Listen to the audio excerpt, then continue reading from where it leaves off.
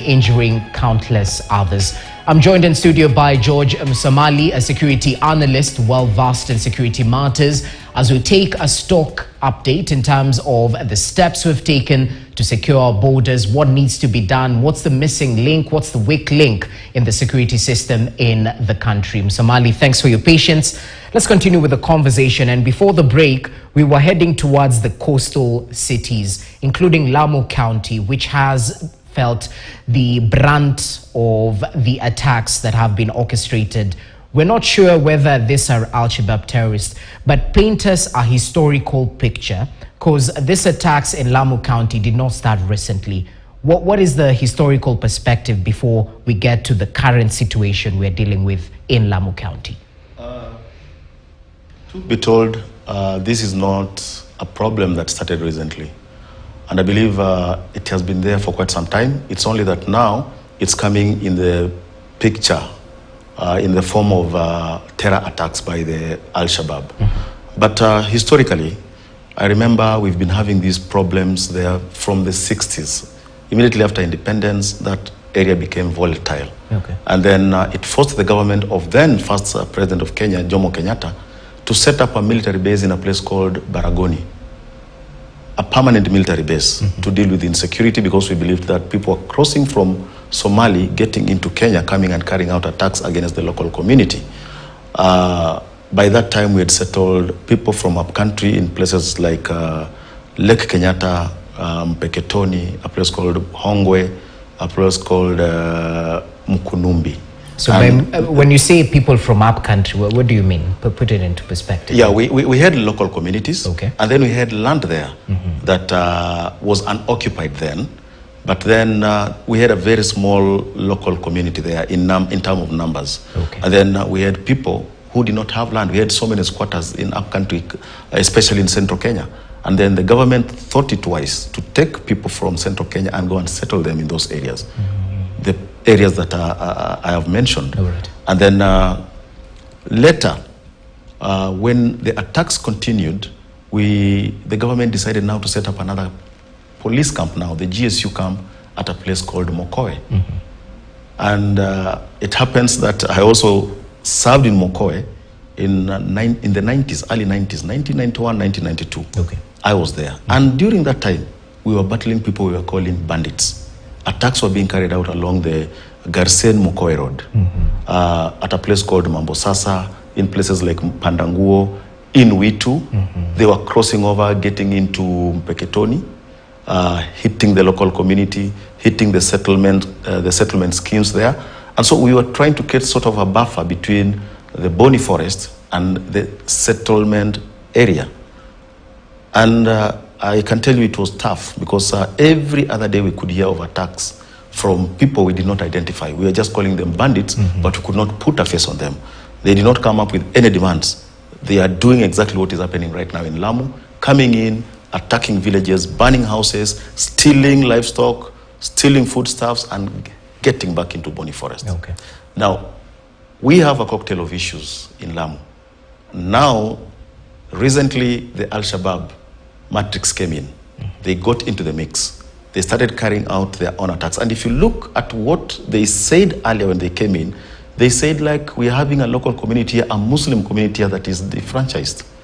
And we are here to come and fight for them. That was the calling word. And it so happened that this is when we had the first Mpeketoni attack. Later we had, immediately after the Mpeketoni attack, we had the Hindi attack, and then later the Pandanguo attack. So this cocktail of things is what now we need to get in and try and unravel. Are we dealing with bandits, or are we dealing with the traditional bandits that were there before? These are we have, on one hand, we have terrorists. On the other hand, we have bandits that have been there since time immemorial. Who are we dealing with here? And unless we get that answer, we are not going to get a solution for the attacks that are happening in Lamu right now. And I think, basically, what we need to also relook at, get into, is the TGRC report. Historical injustices might be the cause of the current flare-up in Lamu. And if we need to address that situation, let us go back to the TGRC report. It has recommendations on what is supposed to happen in Lamu try and implement some of those recommendations and see if this will calm the situation in Lamu, so that we as Kenyans will be fighting on one side against an enemy that is Al-Shabaab. But unless we do that, I don't think we are going to get a solution. Well, what you've said sort of made sense, because we've seen reports that perhaps it's ethnic cleansing happening in that particular area in Lamu. Perhaps even the story we ran a little bit earlier, we saw a certain community saying they're being profiled, that they're being attacked, and it's quite unfortunate that the government is not reacting. We have boots on the ground in Lamu County. Earlier on, you mentioned that the brick and mortar approach might not be too effective. But Lamu is an area where Boni Forest is quite expansive. It offers cover to some of these bandits, or is it terrorists? How should we approach it, apart from implementing the TJRC report? Now, in terms of pure will and might and a show of power, is it proper to go into Boni Forest and try and smoke them out? Or do we collaborate with the locals in the area? Does it still boil down to community policing at the end of the day? How do we approach it? Just we've been in Boni for quite some time now. Yeah. With Operation Rejesha Amani. We have the military there, we have the special forces there, we have the GSU there, we have the RDU there. The boots have been there. But the kind of results we are getting is not what we expected. So that basically tells you that that tactic is not working. We have them there, the attacks are being carried out, we have casualties on both sides. We have casualties on the bandits, or we have casualties on the terrorists. We have casualties on the security forces. Now, it's now boiling down now to casualties on the civilian population. In fact, that is what should worry us. And as I said earlier, the only solution to this is winning the hearts and minds of the local community. And I'll give a very specific example of how that kind of strategy worked. Mount Elgon, where I come from. When we sent the military there, the first task was now to win the minds and hearts of the people. Okay. And when they did that, it became very easy for the people to share intel with the police, very easy for people to share intel with the military on the movements of Matakwe and his gang of criminals, his gang of bandits. And it took a very short time for them to succeed in that operation and eliminate Matakwe and his team. Okay. Now Mount Elgon is calm. Different from what has been happening in Lamu. And I'll not lie to you, even us, when we were there, we did not work on winning the people. We were being told, okay, we suspect we have people who are illegal settlers in Beketoni, we have people who are illegal settlers in Lamu, Hongwe, people who are illegal settlers in Mukunumbi. We want to carry out an operation, yeah, to flush them out. How do you flush them out? If somebody does not have a land number, arrest that fellow. And that is exactly what we did. Did we succeed in our mission? We did not. Banditry was there, and it's still there to date. Okay. So I think what we need, apart from using the club, we should also now use the carrot. And how do we use the carrot? Bringing in the local community, talking to them, bringing them on a round table. What are the issues here? You've seen them there. Yeah. They are saying we are being targeted. It seems they have information that they can give to the administration, local administration and the government, but they are not being given that channel to give this information. I get you. So we have disengaged ourselves from the local community. We are fighting this war alone as a government. Yeah, we are not going to win. I had one of them saying, we know even where these people are.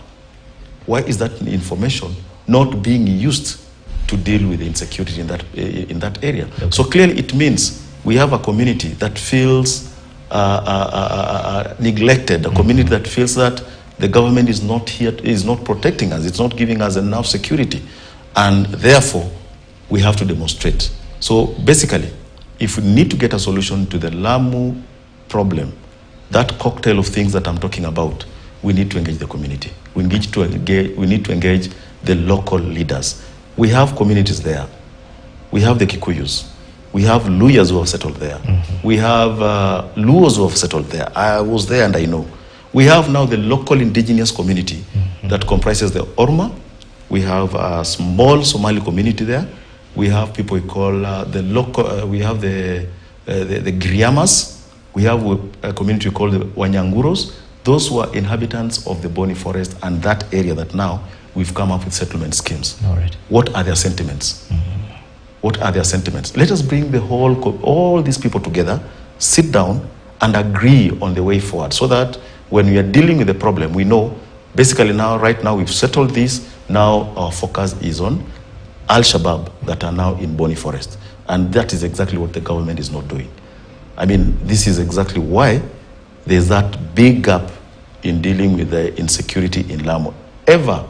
We've always been saying boots, boots, boots. Kindiki was there yesterday talking about a special force. Which special force? Yet already we have the GSU there, we have the RDU there, we have the KDF with their special forces there. Where will these ones come from? Okay, that's interesting. As we finalize, it would be improper of us to talk about security matters without involving the large Kerio Valley Triangle. And we've seen the government's commitment, at least at the onset, in terms of stamping out the banditry attacks that's orchestrated within that triangle area.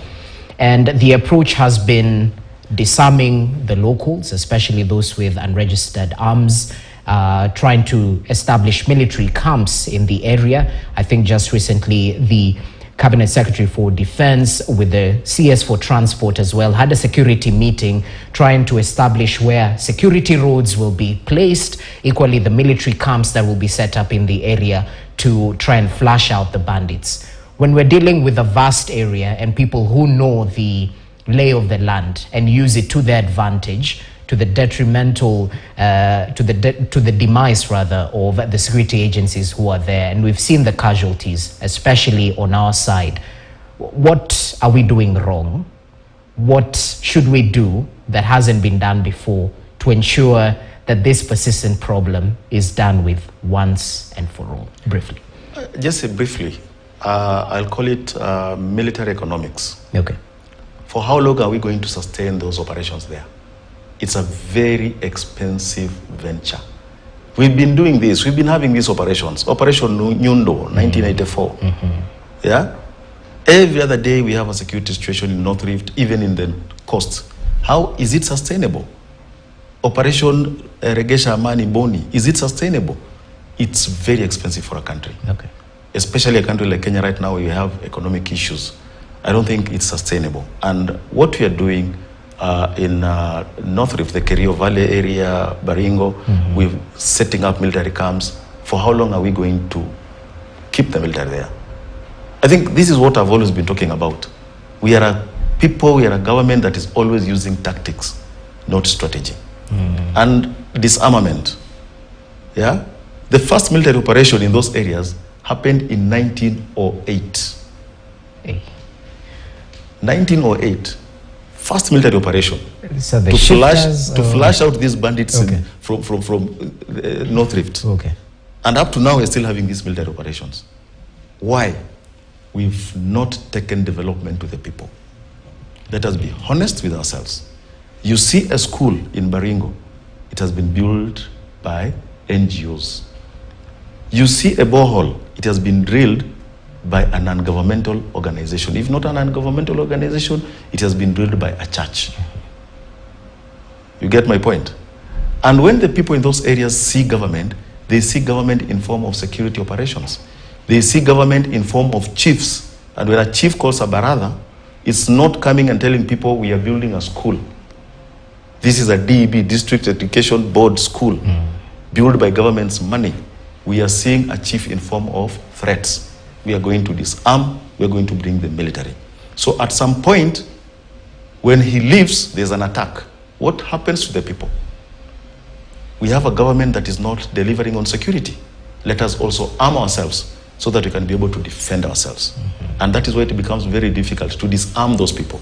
You disarm one side, the other one arms itself. You come up with what we call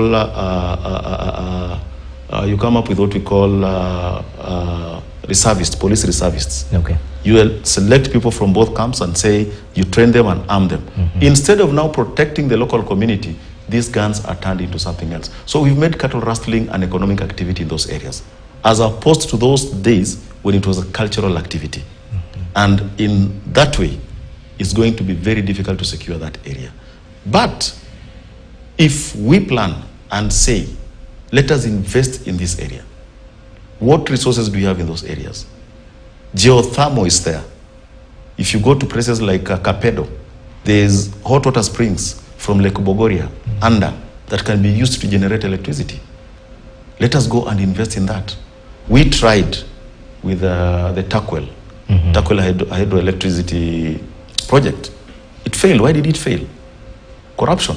This was a World Bank project. Let us generate electricity. Let us have that dam be used by the locals as opposed to only being herders and pastoralists. Let them engage in agriculture. Okay.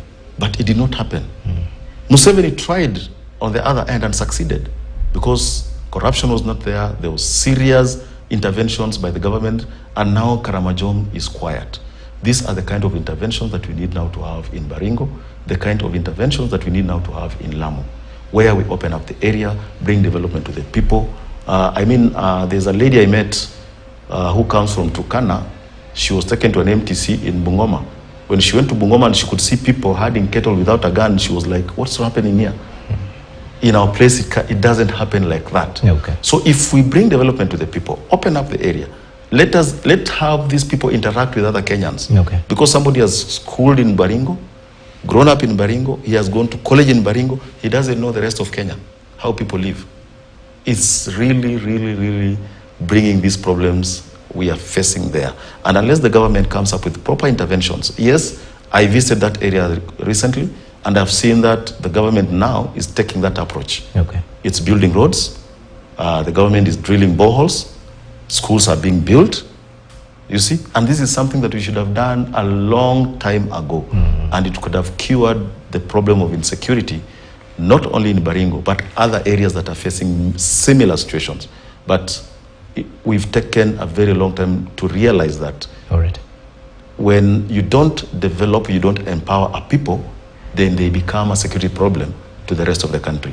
And it's becoming very expensive for us, and it's hitting us hard on the side of economic, because money that is supposed to be channeled for other development activity is now being pushed to security. We are having operations all over. We are having operations in Laikipia. Now we are having operations in Lamu.